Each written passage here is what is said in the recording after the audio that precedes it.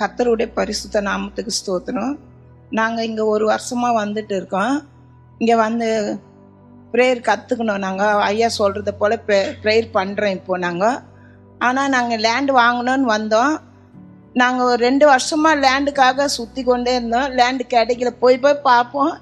எங்களுக்கு கையில் இருக்கிற காசுக்கு ஏற்ற மாதிரி லேண்டு கிடைக்கல. ஆனால் ஐயா கிட்ட ஜெபம் பண்ணிட்டு போனோம்.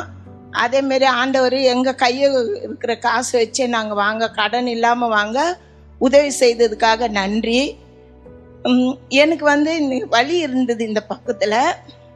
போன 21ஆம் கூட்டிகிட்டு வந்தேன். வாடா போகலாம் வீட்டுக்குன்னு சொல்லிட்டு.